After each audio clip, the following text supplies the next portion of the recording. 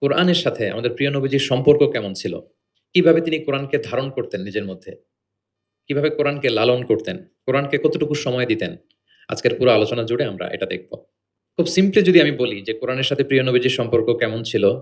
কোরআনের সাথে বেসিক্যালি আল্লাহ রাসূল সাল্লাল্লাহু আলাইহি ওয়া আলিহি ওয়াসাল্লামের গভীর প্রেমের বাঁধন ছিল।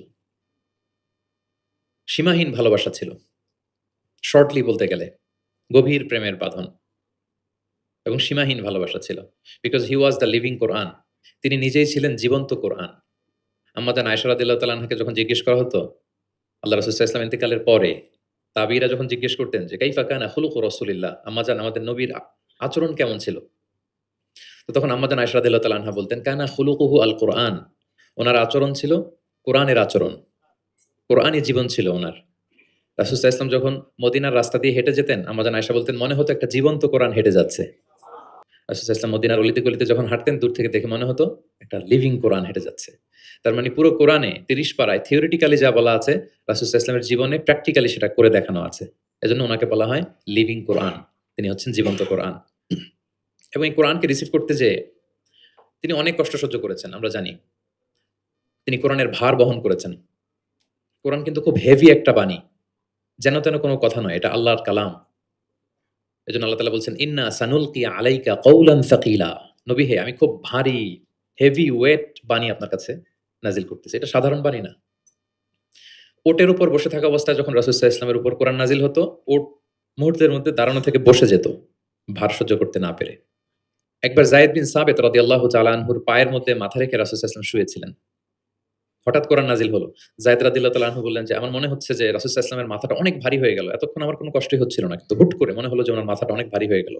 আমার পা মনে হচ্ছে যে ভেঙে যাবে, ফেটে যাবে। কারণ কোরআন নাজিল হচ্ছে। লাউ আনজালনা হাযাল কুরআনা আলা জাবালিন লারাআইতাহু খাশিআম মুতাসাদ্দিআম মিন খাশিয়াতিল্লাহ।" এই কোরআনকে মানুষের উপর নাজিল না করে যদি আমি পাহাড়ের উপর নাজিল করতাম, নবী আপনি দেখতেন যে আল্লাহর ভয়ে কোরআনের ভারে পাহাড় ভেঙে চুরে খান হয়ে যেত। এটা খুব ভারী একটা বাণী। এই ভার তিনি সহ্য করেছেন। এবং কোরআন নানাভাবে আসতো। মাঝে মাঝে খ্রিস্টানদের চার্চে গেলে যেমনি দেখবেন ঢাং করে ঘন্টা বাজায়, বিকট আওয়াজ হয়। মাঝে মাঝে এরকম বিকট আওয়াজে কোরআন আসতো। এভাবে কোরআন রিসিভ করতে রাসূল সাল্লাল্লাহু আলাইহি ওয়াসাল্লামের কষ্ট হয়ে যেত। আবার মাঝে মাঝে জিবরাইল আলাইহিস সালাম মানুষের সূরাতে মদিনায় এসে কোরআন দিয়ে যেতেন। রাসূল সাল্লাল্লাহু আলাইহি ওয়াসাল্লাম বলেন, "ওইভাবে কোরআন রিসিভ করাটা আমার জন্য খুব সহজ ছিল।" এবং প্রচন্ড শীতের রাতে যখন কোরআন নাজিল হতো, আম্মা জান আয়েশা রাদিয়াল্লাহু তাআলা আনহা বলেন যে, "আমরা শীতে কাঁপছি কিন্তু ওয়া ইন্না জাবিনাহু লা ইয়াতাফাসসাদু আরাকান।" আমরা দেখতাম রাসূল সাল্লাল্লাহু আলাইহি ওয়াসাল্লামের কপাল মোবারক বেয়ে টপটপ করে ঘাম ঝরছে। আমরা শীতে কাঁপছি কিন্তু উনি হি ইজ সোয়েটিং। তিনি ঘামতেন। কারণ এটা ভারী একটা বাণী। ১ম ৫ আয়াত যখন নাজিল হলো হেরা গুহায় এবং এসেই খাদিজা রাদিয়াল্লাহু তাআলা আনহাকে বললেন যে, "জাম্মিলুনি, জাম্মিলুনি।" খাদিজা আমাকে কম্বল চাপা দাও। আমার জ্বর এসে যাচ্ছে, আমি কাঁপছি। কারণ ওই যে কওলান সাকিলা এটা খুব ভারী একটা বাণী। উনাকে কম্বল চাপা দেয়া হলো। তখন আল্লাহ তাআলা নাজিল করলেন, "ইয়া আইয়ুহাল মুযাম্মিল কুমিল লাইলা ইল্লা কালিলা।" মানে হে কম্বলওয়ালা দাঁড়ান। এমন দায়িত্ব দিছি এখন বসে থাকার সুযোগ নাই। দাঁড়ান, দাঁড়িয়ে প্রচার করেন। ওই যে নবী দাঁড়ালেন আর বসার সুযোগটা পেলেন না। প্রচার করছিলেন।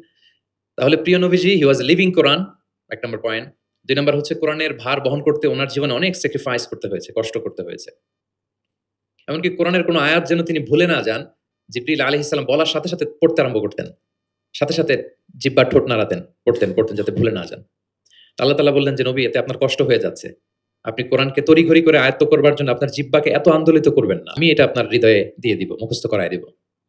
তো জিবরাইল আলাইহিস সালাম আসার সাথে রাসূল সাল্লাল্লাহু আলাইহি ওয়াসাল্লাম উদগ্রীব হয়ে যেতেন। সাথে পড়তে আরম্ভ করতেন। মানে উনি যে একটু দিবে ওই সুযোগটাও দিতেন না। মানে তাড়াতাড়ি পড়তেন, আরো পড়তেন দ্রুত। আল্লাহ তাআলা বলেন যে, "নবী হে আপনি অস্থির হবেন না, উদগ্রীব হবেন না। আমি আপনাকে শিখাই দেব, আপনি আর ভুলবেন না।" এরপর থেকে রাসূল সাল্লাল্লাহু আলাইহি ওয়াসাল্লাম আর পেরেশান হতেন না। শুধু খেয়াল করে শুনতেন। আর জিবরাইল আলাইহিস সালাম চলে যাওয়ার সাথে আল্লাহ তাআলা অটোমেটিক্যালি মুখস্থ করায় দিতেন রাসূল সাল্লাল্লাহু আলাইহি ওয়াসাল্লামকে। এখন প্রিয় নবীজি কিভাবে তেলাওয়াত করতেন আমরা শুনি। আমরা তো রমাদানে তেলাওয়াত করতেছি আলহামদুলিল্লাহ। আচ্ছা, আল্লাহ রাসূল সাল্লাল্লাহু আলাইহি ওয়া আলিহি ওয়াসাল্লাম তারতিলের সাথে তেলাওয়াত করতেন। তারতিল ওয়ারাত্তিলিল কুরআনা তারতিলা। তোমরা তারতিলের সাথে তেলাওয়াত করো। তারতিলের মধ্যে ২ টা জিনিস থাকতে হয়। এক হচ্ছে ধীরে, ২ হচ্ছে স্পষ্টভাবে। রিপিট আবারও বলছি। তারতিল হচ্ছে ধীরে পড়বেন, আবার স্পষ্ট। তখন এটা তারতিল হবে। আলহামদুলিল্লাহি রাব্বিল আলামিন। এই দেখেন টেনে পড়লাম। আর রহমানির রহিম মালিকি ইয়াউমিদ্দিন। টানতেছি না? প্রত্যেক আয়াত শেষে থামতেন, পজ দিতেন। দিস ইজ কল্ড তারতিল। ওয়ারাত্তিলিল কুরআনা তারতিলা। আনাস রাদিয়াল্লাহু তাআলা আনহু বলতেন, "রুব্বা কারিন লিল কুরআন ওয়াল কুরআনু ইয়ালআনুহু।" কোরআনের অনেক তেলাওয়াতকারী আছে, তেলাওয়াতে সওয়াবের বিপরীতে লানত পায়। কোরআন পড়লে তো সওয়াব হওয়ার কথা, কিন্তু কোরআন তাকে কি করে? লানত করে। একটু মিলায় নেন নিজের সাথে যে আমাদের তেলাওয়াতটা কেমন। আচ্ছা, তাহলে রাসূল সাল্লাল্লাহু আলাইহি ওয়াসাল্লাম তারতিলের সাথে তেলাওয়াত করতেন। পাশাপাশি তিনি খুব সুমধুর কণ্ঠে তেলাওয়াত করতেন এবং তিনি আদেশ করতেন, "যায়্যিনুল কুরআনা বিআসওয়াতিকুম।" তোমরা তোমাদের গলায় যে আল্লাহ তাআলা সুর দিয়েছেন, ওই সুর দিয়ে কোরআন তেলাওয়াত করো। যার যতটুকু সুর আছে, সবার হয়তো অত সুরেলা হবে না। যতটুকু, প্রত্যেকের একটা সুর আছে না নাই বলেন? যতটুকুই দিয়েছে আল্লাহ তাআলা আপনার গলায় সুর, ওই সুরটাকে ব্যবহার করে আপনি কোরআন তেলাওয়াত করবেন। রাসূল সাল্লাল্লাহু আলাইহি ওয়াসাল্লাম সুর দিয়ে কোরআন পড়তেন এবং তিনি বলেছেন, "লাইসা মিন্না মান লাম ইয়াতাগান্না বিল কুরআন।"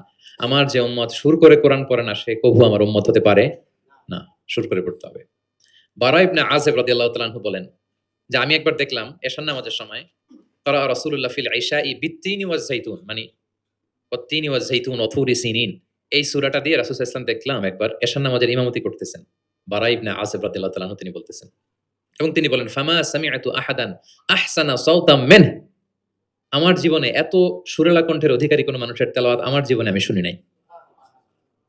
বারা ইবনে আযিব রাদিয়াল্লাহু তাআলা আনহু রাসূল সাল্লাল্লাহু আলাইহি ওয়াসাল্লামের একজন সাহাবী, তিনি বলেন, এশার নামাজে দেখলাম সূরা তিন দিয়ে তিনি নামাজের ইমামতি করছেন। এত সুমধুর ছিল নবীজির কণ্ঠ, আমি আমার জীবনে এত সুমধুর কণ্ঠের তেলাওয়াত শুনি নাই।